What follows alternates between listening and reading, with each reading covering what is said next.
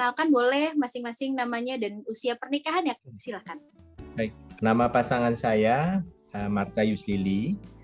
Kami memiliki 3 anak, Christopher, Kara Maria, dan Kanita. Usia pernikahan kami 26 tahun. Pasangan saya namanya Aditya Adinata. Hai, perkenalkan nama suami saya Ferry. Nama istri saya Risma. Kita sudah menikah selama 5 tahun dan memiliki 1 orang putri berumur 4 tahun. Nama saya Sahala, marga saya Sihunding. Ini istri saya Johanna Boruhuta Galung. Kami melakukan perkawinan itu di tahun 2001 di GKI Pamengopowin. Dan Johanna Boruhuta Galung, karena kami 3. Yang pertama lagi ada Zoom juga, jadi nggak bisa ikutan. Ini anak kami yang nomor 2, namanya Igor Margobo Manuel. Detak banget ya, Bo. Terus yang ini yang bontot, namanya Gavriel Marta Hansi. Kita memulai nih dengan pertanyaan yang pertama. Selama pandemi, apa aja sih yang berubah dalam interaksi, dalam komunikasi di keluarga, kalau boleh diceritain? Yang jelas selama pandemi itu kami banyak bekerja di rumah. Khususnya beberapa waktu terakhir ini benar-benar kami berdua bekerja dari rumah. Meskipun sesekali Marta masih harus ke kantor karena dia bekerja di rumah sakit. Yang jelas adalah karena sering bertemu atau adanya bekerja di rumah, maka kami sering berinteraksi. Interaksi kami menjadi lebih banyak. Ada yang mau ditambahin? Iya, jadi sejak pandemi, waktu kami berinteraksi itu lebih intens, berkeluarga itu lebih intens. Jadi ada banyak waktu yang kita habiskan bersama ya, dari pagi sampai ketemu pagi lagi. Oke, selama pandemi, terutama ketika keluar untuk jadwal PPKM yang terbaru ini, kami menjadi full WFH, jadi bekerja full dari rumah. Kemudian interaksi menjadi sangat berubah dari sebelumnya dan menjadi sangat intens ya. Dan meskipun ada juga plus minusnya. Selama pandemi kayaknya sih nggak ada perubahan ya, maksudnya tetap aja kita interaksinya sih seperti biasa, hanya jadi lebih intens karena semua di rumah gitu. Kalau biasanya kan kita ngobrol udah malam gitu, karena anak-anak kan pulang udah sore, pulang sekolah gitu ya. Suami juga pulangnya sore gitu kan, kalau ada ketemu klien atau ada meeting di luar gitu. Jadi ngobrolnya pasti malam kita semua, tapi karena semuanya di rumah, jadi mau nggak mau ngobrolnya jadi lebih sering. Kalau soal komunikasi mungkin kita orang tua jadi lebih bawel ya, karena kan ya tahu lah masa pandemi kan harus hati-hati.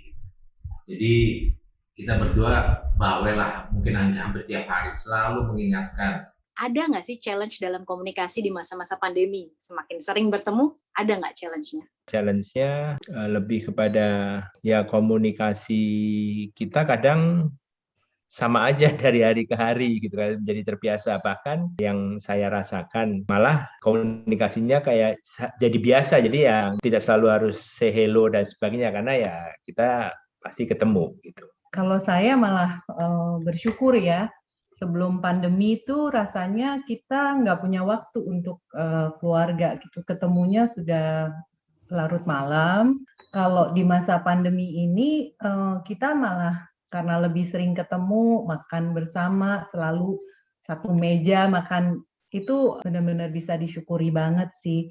Tapi bukan menjadi tantangan atau hambatan dalam komunikasi, karena itu malah semakin mengeratkan relasi kita ya. Challenge-nya di masa pandemi ini sebetulnya yang paling kelihatan sih pas lagi kita dua-duanya WFH ya, waktu full PPKM ya. Itu harus bagi-bagi waktu sih, karena full WFH, dua-duanya kerja, terus anak juga harus sekolah dari rumah. Jadi gimana caranya membagi waktu ketika kita ada meeting, anak juga harus sekolah, ditambah lagi dengan kegiatan anak yang full di rumah gitu ya, biar anak nggak ngerasa bosan gimana gitu. Tahu deh. Lebih bawel nggak mama? Ya, aku sih enggak sih. Mungkin abang-abang yang ini kalau saya pergi gitu. Ya kalau aku sih lebih gimana ya, kalau pas ngomong ke pagi kayak nasihatin aku gitu, harus lebih sabar gitu. Nggak ada sih, karena memang udah defaultnya bawel ya, jadi tetap aja gitu, nggak ada perubahan gitu. Cuman kalau pandemi gini sih lebih karena anak-anak kan kalau dulu kan pulang terus pergi gitu, kalau sekarang ya enggak, maksudnya paling kalau mau pergi tuh pertanyaannya lebih banyak gitu. Jadi misalnya mau pergi kemana, nggak ketemu temen kan, kalau ketemu temen siapa gitu, jadi pokoknya jadi kayak interrogatif gitu intinya gitu. Kalau dulu nggak terlalu yang mau ke rumah siapa ini enggak, tapi kalau sekarang lebih gitu, mama kenal nggak gitu, dia sakit nggak gitu, apa gimana gitu. Jadi lebih ini sih, lebih detail gitu nanya. Kalau misalnya mereka mau pergi, biasalah kalau anak remaja kan udah bosen kali di rumah, 3 tahun di rumah terus gitu. Jadi kalau pas mau pergi tuh pertanyaannya lebih detail gitu loh Mas. Kalau boleh tahu nih, dalam hal apa biasanya karena sering bertemu jadi sering berbeda pendapat nggak? Atau beradu argumen di antara anggota keluarga? Dalam hal membagi peran, membagi tugas, membagi tanggung jawab, itu yang menjadi challenge buat hari-hari ini gitu ya. Pandemi itu lebih banyak stresnya dalam hal pekerjaan karena memang work from home. Kadang waktunya itu bisa overtime terus gitu. Kalau dulu kita kerja 9 to 4 atau 9 to 5, udah pasti kan jamnya.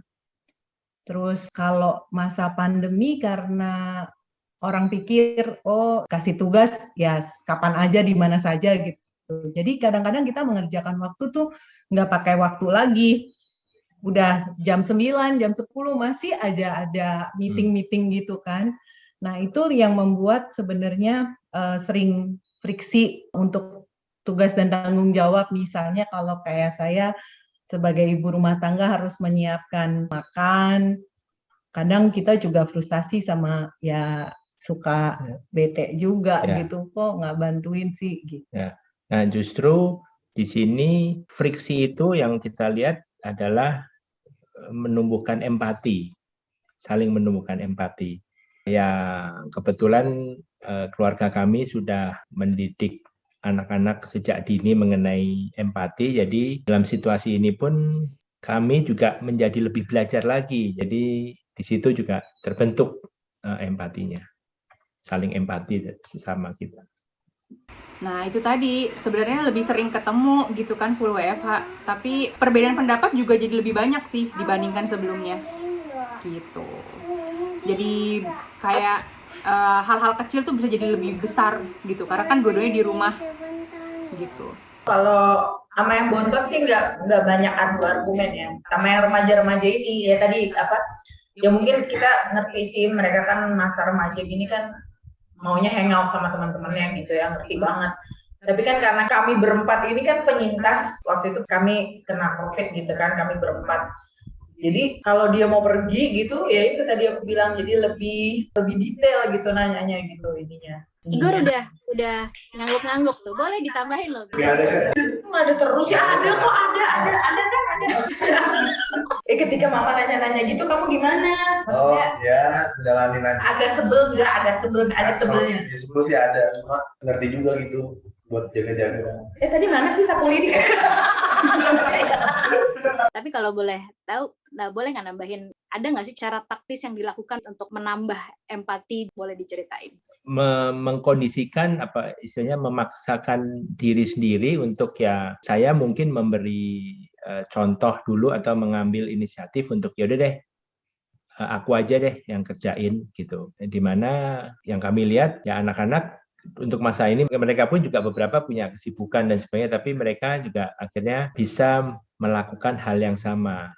Nah prinsip kami sebagai orang tua itu kami memberikan contoh terlebih dahulu. Ya yang kami alami sih dengan kami memberikan contoh terlebih dahulu kepada anak-anak atau bahkan kepada kami berdua, ya itu akhirnya menumbuhkan rasa empati juga. Kita sih biasanya bikin list ya, bagi-bagi tugas gitu, karena kita juga kerja full, terus anak sekolah, terus di rumah juga pasti ada kerjaan rumah tangga kan. Jadi kita bikin list pembagian gitu dari pagi, siapa yang nyiapin sarapan, siapa yang mandiin anak, siapa yang siapin alat-alat untuk sekolah anak, kayak gitu sih. Terus ada tambahan nggak, Pak? Kalau makanan tadi mungkin karena kelihatan sederhana itu mengatasinya itu jadi lebih mengalah sih ya. Lebih mengalah lah intinya. Lebih sabar ya. Lebih sabar dan mengalah. Ya karena kita pernah jadi anak remaja ya, jadi kita ngerti gitu, maksudnya kebutuhan mereka untuk keluar gitu ya, ketemu temen paling cuman ya say hello di pagar mungkin ya gitu. Sampai kadang-kadang saya suka ini, nanti kalau pas pulang cuma melihat fotoin bener gak gitu sama temennya, beneran gak cuma di pagar gitu. Jadi maksudnya kadang-kadang suka gitu, tapi maksudnya itu cuma ini aja sih, sekedar ngingetin dia gitu bahwa karena pandemi ini masih ada gitu kan, COVID ini masih ada, jadi dia harus lebih hati-hati gitu. Dan kita kan udah pernah kena, jadi jangan sampai kena 2 kali. Oh, menarik. Kalau dari anak-anak nih, aku boleh deh dengar ceritanya. Biasanya kan kayak tadi Mama juga bilang ya kan, Mama juga pernah jadi anak-anak. Kira-kira dari sisi kalian waktu Mama mulai, wah panjang nih, nanyanya udah mulai detail, pasti kalian merasa terusik bukan? Saya juga pernah jadi anak muda gitu. Yang kalian lakukan mungkin ada nggak cara-cara untuk mengatasi kalau biar nggak ada argumen deh gitu, biar nggak ada argumen di saat situasi seperti itu. Bahaya banget. Pertanyaannya berbahaya ya, tapi boleh lah di-share. Gimana ya, kayak kadang ya iyain aja nih kalau ngomong apa. Daripada suruh tidur di luar ya. Ya, menurut tadi sih kan sekarang aku udah jarang, nggak pernah nurut lagi sama Kok pakai colek-colek? Kalau aku sama mama sama bapak, kayaknya jarang sih kalau argumen kalau aku ya. Jadi kayaknya nggak terlalu Ini mau provokator satu nih, kacau. gitu sih kita. Kalau gitu tadi anak-anak udah cerita, mungkin Bang Sahala mungkin mengatasi kejadian tersebut, mau nambahin mungkin. Ya, kita berdua bisa kasih alasan dan dasar yang sebisa mungkin bisa mereka terima lah. Tapi memang alasan pandemi ini kan mau nggak mau memang alasan yang harus bisa diterima saat ini. Jadi mereka juga ya serba salah juga, karena bagaimanapun juga ini kan masa pandemi, jadi masa yang kita harus serba waspada dan berhati-hati gitu. Jadi ya kita selalu mengingatkan itu aja lah. Mereka juga susah juga untuk counter argue kan, karena ya ini pandemi gitu. Kalau boleh tahu juga nih, boleh nggak sebutin contoh konkret menerapkan atau melakukan empati dalam keluarga? Kalau contoh sehari-hari misalnya Mas Adit tuh ada tugas kalau pagi-pagi dia harus ngajak anjing jalan-jalan gitu kan keluar. Nah ada waktunya di mana dia tuh nggak bisa ngajak jalan karena harus pergi ke kantor pagi-pagi, harus meeting dan lain sebagainya. Biasanya kalau saya males gitu ngajakin anjing jalan keluar rumah karena pagi-pagi saya udah padat dengan acara ya urusan dapur dan urusan lain-lain. Biasanya kalau aku biarin aja tuh anjing main gitu kan, nanti antara 2 orang itu, anakku Kara atau Ke, yang paling sering si Kara ya, Kara akan keluar terus tiba-tiba dia akan ngambil leash-nya anjing terus dia ajak anjingnya keluar. Jadi tanpa diminta pun kalau dia bilang ini udah keluar belum? Belum. Itu sebagai contoh sih, ternyata mereka tuh ada loh empatinya sama kita kalau kita pas lagi nggak ada waktu itu. Cara menerapkan empati karena kebetulan saya juga bersumbu pendek. Jadi kadang kalau aku melihatnya lebih Ferry sih lebih banyak sabar sih gitu. Karena kalau schedule meeting kayak lebih banyak schedule meeting aku sih gitu ya. Karena aku kan langsung ketemu klien langsung gitu ya. Jadi lebih banyak schedule meeting dan Ferry bisa lebih mengerti kondisi sih. Kalau lagi aku benar-benar lagi full banget, Ferry bisa take over anak kayak gitu. Itu kalau masa pandemi gitu. Tapi sebenarnya empati yang paling mengena, kalau berbicara mengenai empati ya, kita paling mengena di cerita waktu aku full time mom. Jadi aku sebenarnya awalnya kan dulu di full time mom ya, hampir 3 tahun full time mom. Kemudian memutuskan untuk bekerja kembali selama hampir 3 tahun jadi full time mom itu ya karena pertimbangan-pertimbangan banyak sih gitu. Salah satunya ya karena pengen membantu Ferry gitu sebagai kepala rumah tangga untuk keuangan keluarga kayak gitu. Itu empati yang kita terapkan juga. Nah di saat aku harus bekerja mau nggak mau kan anak juga harus daycare ya, karena kita nggak ada nannies, kita juga nggak ada keluarga yang benar-benar deket rumah gitu ya. Jadi anak juga harus ke daycare dan Ferry juga sangat memahami hal itu. Nah, di situ tuh kita paling ngerasa empati kita ya. Betul. Saling berempati satu sama lain gitu ya. Bukan cuman aku ke Ferry atau Ferry ke aku, tapi empati kita ke anak juga. Jadi kita juga ngasih pemahaman sama anak kondisinya seperti apa gitu. Menarik sih ya, empati juga kepada anak yang membutuhkan kehadiran kalian. Kalau dari Ferry mungkin mau nambahin contoh konkret empati yang kamu lakukan. Tadi kan Risma sudah menyatakan kayak Ferry itu lebih banyak empatinya kan, karena Risma sumbu pendek. Kalau gitu boleh nggak ceritain contoh konkret yang kamu lakukan, Fer, empati dalam keluarga? Ya, jadi dengan pertimbangan kami bersama untuk masukkan anak ke daycare, itu berempati sih. Intinya sih ke pembagian tugasnya itu setelah kita bekerja, dua-dua pulang, kita jemput anak. Nah itu di situ benar-benar kita harus kasih waktu, dimana anak kadang itu butuh perhatian, kita harus kasih di situ sih. Jadi berempati kepada anak, kepada istri juga kita lebih banyak untuk tidak egois sih sebenarnya ya. Jadi kita full untuk waktu untuk keluarga di waktu-waktu tersebut, berempatinya gitu. Paling kelihatan sih waktu pas kita kena COVID ya. Jadi pertama kali kena kan Igor. Terus Igor ada penular.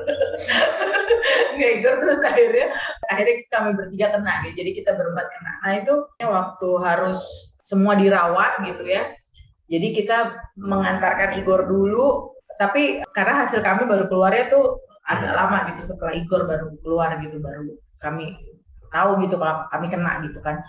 Nah terus setelah dirawat, terus Igor yang paling duluan keluar, tapi Igor yang paling lama sembuh, maksudnya hasilnya lama negatifnya gitu. Karena kalau analisa sih, karena Igor kayaknya berusaha mengempatikan dirinya kepada kami bertiga gitu, karena apanya sih yang paling lama keluar dari rumah sakit gitu.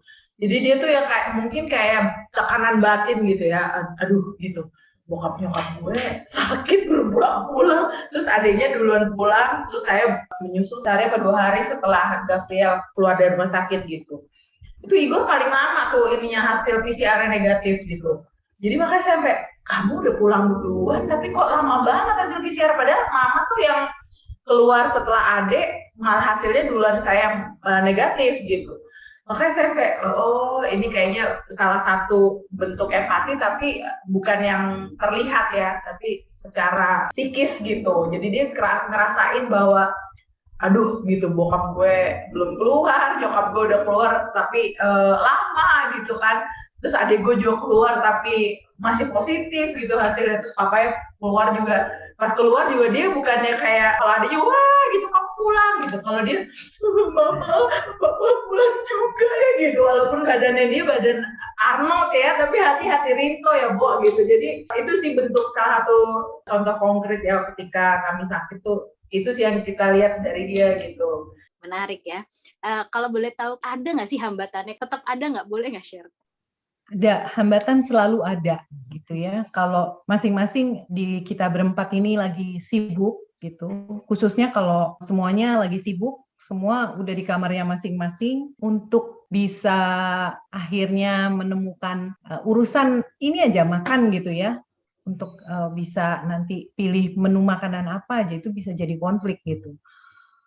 Yang misalnya kalau ditanyain mau makan apa, nggak tahu ya terserah, mau makan apa, nggak tahu ya terserah gitu. Yang mau pesen aja udah kesel kan, ya, khususnya ibunya sih, nggak ngasih solusi, orang kita juga lagi sibuk gitu. Nah itu yang hal-hal seperti itu, padahal kayaknya tuh halnya sepele, tapi ternyata karena komunikasinya tidak berjalan dengan lancar, kita semua punya persepsi yang berbeda-beda, akibatnya kita jadi naik itulah ya, tensinya jadi tinggi gitu. Ya itu sering seperti itu. Atau kalau di rumah kami juga soal buka pintu pagar. Pintu pagar tuh agak berat gitu.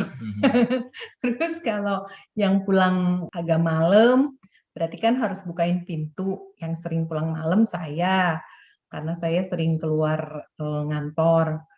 Nah, itu bisa ada kali 10-15 menit. Nanti kalau udah lama di luar nggak dibuka-bukain, aku akan telepon semuanya, dan itu dengan nada yang, aduh nih, kok nggak dibukain pintu sih? Gitu. Itu juga jadi itu sih tantangan buat saya. Gimana bisa mengelola komunikasi dan tidak cepat naik darah gitu ya. Yes. Ya memang ada saat-saat seperti itu, hal kecil yang akhirnya salah paham, lalu ada yang mungkin di antara kami berempat pun kadang menjadi Mister atau Miss Perfect gitu. Gue maunya seperti ini dan sebagainya. Jadi maksudnya baik, tetapi enggak, yang bagus tuh begini nih ya, gitu. Atau enggak salah, ayah maunya begini atau ibu maunya begini. Namun ini pun juga, meskipun kita sebenarnya sudah 2 tahun ini kita tidak memiliki asisten rumah tangga. Jadi segala sesuatunya dilakukan sendiri ya. Namun ada beberapa kita minta bantuan dengan kayak kenalan kita yang untuk membersihkan taman dan sebagainya itu mereka. Tapi kalau untuk ngeluarin sampah, kalau ada setiap hari orang yang mengambil sampah kering kita harus memberikan dan sebagainya. Jadi ya itu memang kita lakukan sendiri. Tetapi ada hal-hal yang kadang merasa, oh itu kan partnya ayah, itu partnya ibu, ini partnya aku. Cuman ada pas sesuatu nggak sesuai dengan yang biasanya berjalan, disitulah tensi atau perbedaan pendapat atau ya capek, marah dan sebagainya terjadi. Hambatannya ya ketika sama-sama capek sih, sama-sama capek, terus sama-sama tingkat emosinya tuh udah di level agak tinggi gitu. Terus udah sama-sama capek dari kantor. Biasanya kalau dulu pada saat sebelum WFH ya, Ferry pulang kantor, aku pulang kantor, terus tiba-tiba anak yang benar-benar haus akan kasih sayang orang tua. Nah, itu tuh hambatnya di situ banget, konfliknya benar-benar di situ sih. Jadi kadang biasanya kita saling bantu, misalnya oke deh, aku dulu nih yang sama anak gitu ya. Ternyata sampai batasan tertentu tuh aku merasa lelah gitu. Ketika aku merasa lelah, nah aku pengen Ferry juga punya inisiatif take over. Nah, akhirnya Ferry sekarang take over. Setelah Ferry take over, ujung-ujungnya anak juga belum cukup nih sama Ferry. Ketika Ferry take over, kalau kita ibu-ibu kalau udah bawa bapak yang mau marah, kita jadi melemah jadinya gitu. Jadi mau nggak mau aku take over lagi. Jadi ya ganti-gantian, itu sih hambatan paling kerasanya. Karena kalau udah sama-sama kerja dan anak juga benar-benar nggak ada yang megang gitu, jadi benar-benar kita pembagian tugas dari pagi. Itu udah pembagian tugas ya. Kalau kita biasanya aku yang nganter Joanna ke daycare, pulang Ferry yang jemput kayak gitu. Kurang lebih sama sih ya, jadi mengesampingkan ego itu yang paling penting sih. Ketika kita sudah pulang dan bertemu anak, kita harus memberikan waktu kepada anak itu harus benar-benar di situ empatinya ya. Jadi kita harus mengesampingkan capek dulu, kita harus gimana caranya kita nggak capek dulu nih, kita harus mau ketemu anak, kita harus family time bersama keluarga. Itu benar-benar kondisi yang sudah bisa dibilang fresh ya, walaupun ya kadang masih ada capeknya juga gitu sih. Karena anak juga butuh itu gitu ya, karena dia seharian nggak ketemu orang tuanya gitu, dia sama orang lain, dan yang mana ujung-ujungnya anak juga harus kita penuhi juga gelas kasih sayangnya gitu. Dikit paling. Dikitnya apa? Aku mungkin gampang emosi. Iya, bisa dipahami. Thank you Gabriel. Mamanya kalau gitu, boleh Kak Jo? Hambatannya apa ya, kalau pas capek kali ya, karena kan apa-apa kan saya yang ngerjain gitu, masak, nyuci apa gitu kan. Tapi kalau pas capek berusaha untuk ini aja, ya udah kalau udah mau meledak berusaha untuk diem gitu. Jadi nggak meledak banget gitu. Nggak ada. Bohong. Serius. Dia suka cuek. Masa sih? Hambatannya kalau kita berdua mungkin karena kita selalu tegang ya, karena kan pandemi itu kan kita selalu kepikiran apakah semua prokes sudah dijalankan, lalu sudah waspada. Terus setiap ada yang keluar dari rumah, begitu sampai rumah kita langsung perhatikan, kita cek. Kalau hambatan orang tua sepertinya itu ya, dan juga kebosanan juga mau.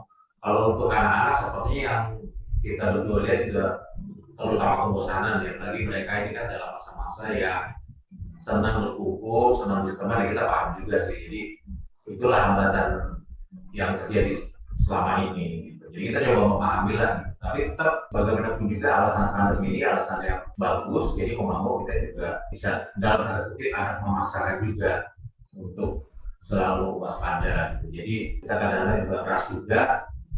Intinya supaya ya mereka harus bisa menerima ini, karena ini kan kondisi yang luar biasa. Jadi ya bisa dibilang mereka banyak juga bisa menerima keadaan dan mengerti gitu. Walau kadang-kadang ya itu mungkin karena kebosanan, pengen berkumpul, jadi kadang-kadang juga lost juga. Kalau boleh tahu nih, tips untuk melakukan empati dalam keluarga secara konsisten. Mungkin yang paling sederhana adalah kita tidak ragu untuk menyampaikan apa yang ingin kita sampaikan. Maksudnya begini, boleh nggak minta tolong buangin sampah yang di kamar atau yang di dapur, sampah basah itu karena ayah kebetulan lagi sibuk, atau nanti pas ayah lagi meeting perlu bantuan, atau misalnya lagi tengah-tengah meeting tiba-tiba ada ngebel di luar, ada Gojek kiriman paket dan sebagainya, berarti kan kita harus break dari meeting dulu kan, itu kan juga kadang nggak nyaman gitu kan. Nah, selalu bilang, Mbak nanti kalau emang susah ketok aja kamar ayah, kasih tahu ayah nanti yang ngalah untuk membukakan gitu. Atau kami bilang dari awal, Mbak nanti ayah agak padat sejam ini, kalau seandainya ada yang datang tolong bukain ya. Ya kita minta tolong untuk anak-anak. Ya tip kami sih sederhana, yang minta tolong pengertian mereka untuk menjalankan sesuatu yang mungkin harusnya itu tugas kita. Kalau dari saya sih, ya kita itu harus bisa menolong sebelum orang itu minta tolong. Jadi tolonglah kalau kita melihat keluarga kita tuh butuh pertolongan, walaupun dia belum bilang atau belum mengucapkan tolongin dong gitu. Tapi dengan melihat keadaannya aja, kita pasti udah tahu, oh kayaknya dia butuh pertolongan. Jadi kita juga sering-seringlah menawarkan diri untuk memberi pertolongan. Oke, jadi kalau tipsnya itu yang paling utama adalah komunikasi. Itu yang paling penting banget. Semuanya sebisa mungkin diutarakan kepada pasangan. Apa yang kita mau, apa yang kita harapkan, gitu semua dikomunikasikan ke pasangan. Jadi semua hal bisa didiskusikan dan hambatan pun bisa diminimalisir banget sih. Ya, nambahin sih sebenarnya menurut kita yang paling utama, dan ini juga sebenarnya pelajaran buat kita juga sih gitu. Jadi komunikasi dan keterbukaan sih. Itu yang paling penting menurut kita gitu, karena untuk kita pengen berempati ke pasangan maupun ke anak gitu ya, sebagai satu keluarga ya kita harus ada komunikasi dan keterbukaan sih gitu. Jadi namanya juga manusia ya, kalau nggak diomongin ya nggak bisa pakai telepati, nggak bisa langsung ngerti gitu. Jadi mau nggak mau biar mengerti ya harus diutarakan gitu. Namanya satu keluarga, sebisa mungkin kita pengennya transparan gitu. Apa yang ada di isi hati daripada dipendem-pendem ya nggak akan menyelesaikan masalah juga, karena kita udah pernah ngalamin gitu ya. Dimana kita mendem-mendem ujung-ujungnya meledak tuh ya kan nggak baik juga gitu ya. Gitu. Jadi menurut kita paling penting yaitu komunikasi dan keterbukaan antar anggota keluarga gitu. Ya ingat aja kalau memang keluarga ini kan bukan kita bisa jadi begini bukan karena kekuatan kita tapi karena Tuhan gitu. Itu sih yang bikin kita jadi bisa terus empati satu sama lain gitu. Kalau cuman kita mikir bahwa keluarga ini bisa seperti sekarang karena kekuatan kita, karena kemampuan kita sendiri, ya nggak mungkin gitu kita bisa empati satu sama lain. Kayak kemarin kita pas sakit gitu, ya pas misalnya salah paling lama gitu kan, biarin aja salah bodo amat gitu. Enggak, tapi karena Tuhan yang menguatkan kita satu sama lain, itu yang kita share ke kita masing-masing di rumah ini gitu. Terus berkomunikasi aja sih, ya kadang-kadang mungkin bikin ketawa gitu. Begitu aja sih mungkin. Menarik. Bang Salam gimana Mbak Bang? Tipsnya ya lebih sabar ya. Jadi kita sepertinya selama pandemi ini bisa aku kali jarang ya, mungkin nggak pernah marah-marah lah, nggak pernah emosi banget gitu ya. Jadi ya empatinya itu ya. Jadi kita perhatikan, kita saling memperhatikan, lebih intens lagi. Terus ya memang kadang-kadang memaksakan gitu ya supaya kan kita selalu beranggapan ini demi kebaikan bersama gitu. Tapi kan intinya kita melakukan itu nggak sampai menimbulkan kemarahan, nggak, sabar ya, penuh kasih lah. Thank you Kak, menarik banget tuh, sering-seringlah menawarkan pertolongan. Terakhir dong, ini nggak ada di list pertanyaan sih, boleh nggak aku mau lihat saling berpegangan tangan dan sama-sama bilang makasih ya udah bantuin aku selama ini, atau apapun, say thank you, satu kalimat aja, nggak usah panjang-panjang, satu kalimat lihat-lihatan, boleh deh gitu. bergandengan tangan. Bisa aja. Terima kasih sudah menjadi penolongku yang setia. Terima kasih, you are my helper. Thank you ya Papa buat selama ini udah nge-support aku dalam pekerjaan dan juga udah bantuin aku dalam mengurus rumah tangga, anak dan juga rumah. Thank you, I love you. Jadi berkaca-kaca aku tuh. Papa. Gantian ya. Oke, istriku terima kasih telah membantu aku walaupun dengan kondisi pandemik ini kita sama-sama capek, tapi kita pasti yakin kita bisa melewati semuanya bersama. Bersama Terima Tuhan kasih juga ya. untuk semuanya. I love you. I love you too. Thank you, Igor, Adik Gabriel, Mama Johanna. Jadi kita sama-sama sudah setahun lebih ini kita saling intens malah makin dekat lagi, kita saling memahami lagi, terus puji syukur kita bisa melewati ini dengan baik. Gak pernah ada sampai marah-marah, ngamuk-ngamuk, ngambek-ngambek, enggak. Thank you semua. Udah. Dan cuma nambahin. Udah. Ya, oke. Anak-anak mungkin. Igor. Ya, thank you buat Mama, Papa Gabriel. Ya, Terutama, enggak. Terutama buat Mama Papa deh, terutama buat Mama Papa. Tisu nggak? Padahal itu kan menegangkan loh, tapi kita bersyukur loh, nggak sampai marah-marah, ngamuk-ngamuk. Wah itu puji syukur lah, bersyukur banget di situ. Ya terus aja sih untuk kondisi ini. Itu aja. Kedengeran nggak Kak ngomongnya? Week 2, empati. Keluarga yang berempati dimulai dari hati yang penuh dengan cinta dan kasih sayang. Mari hari ini kita rasakan dan maknai kasih Tuhan, Sang Sumber kehidupan, agar kita dapat dimampukan untuk saling mengerti dan berempati di dalam keluarga kita. Hendaklah kamu sehati sepikir dalam satu kasih, satu jiwa, satu tujuan. Filipi 2 ayat 2b.